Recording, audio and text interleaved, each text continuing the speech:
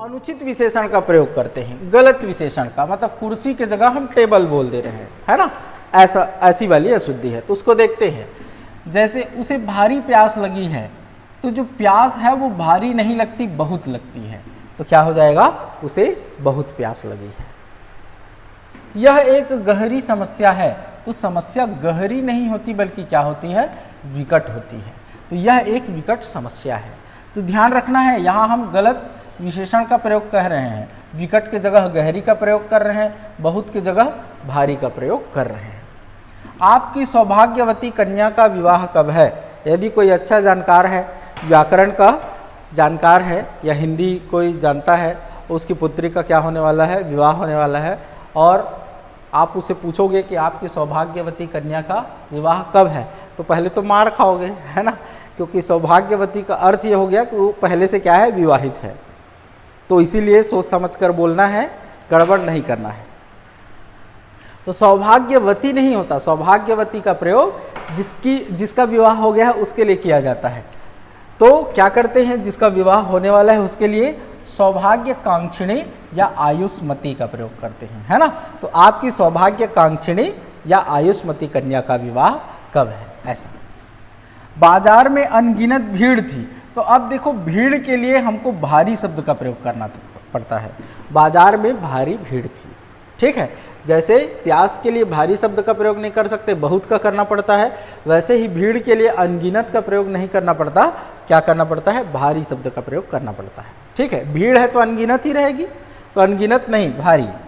यह एक अनुवादित निबंध है, तो अनुवादित नाम का कोई शब्द होता ही नहीं है, अनुदित होता है। अनुदित का अर्थ क्या होता है, जिसका ट्रांसलेशन किया गया है, जिसका अनुवाद किया गया है। तो अनुवाद से अनुवादित नहीं बनता, अनुवाद से अनुदित बनता है, ठीक है। और अनुदित में न में बड़े ऊ की मात्रा रहती है, ये भी आपको ध्यान रखना है। तो यह एक अनुदित निबंध है, ऐसा आपको बोलना है। जुलूस में असंख्य भीड़ थी, फिर देखिए भीड़ के लिए हमको भारी का प्रयोग करना है, असंख्य या अनगिनत का नहीं। तो भीड़ के लिए किस शब्द का प्रयोग किया जाता है, भारी शब्द का, ठीक है। तो जुलूस में भारी भीड़ थी। अगला देखते हैं, विशेषण के स्थान या पद क्रम संबंधी अशुद्धियां, मतलब विशेषण को जहां होना चाहिए वहां पर वह नहीं रहकर दूसरी जगह रहता है, और ये वाली अशुद्धि बहुत ज़्यादा इम्पॉर्टेंट है।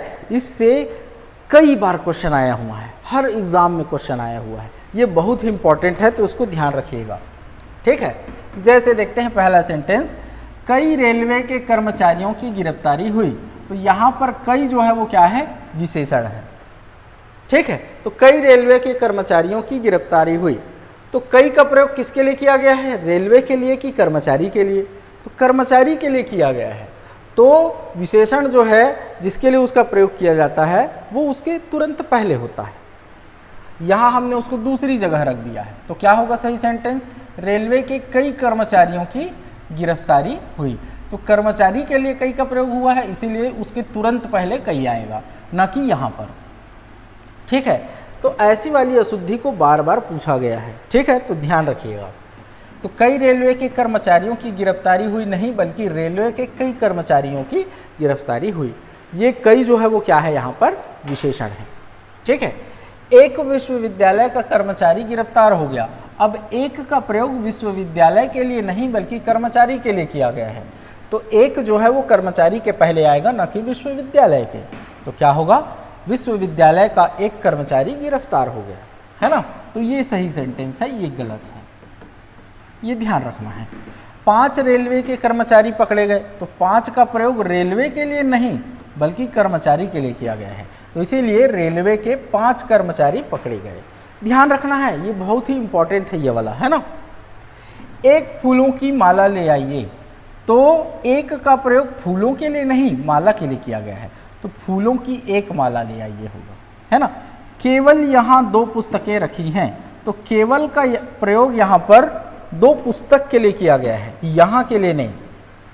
तो यहाँ केवल 2 पुस्तकें रखी हैं, ये होगा। केवल का प्रयोग यहाँ के लिए नहीं कहा गया है, केवल यहाँ रखी है ऐसा नहीं, यहाँ केवल 2 पुस्तकें रखी हैं, 4 नहीं, ये अर्थ है।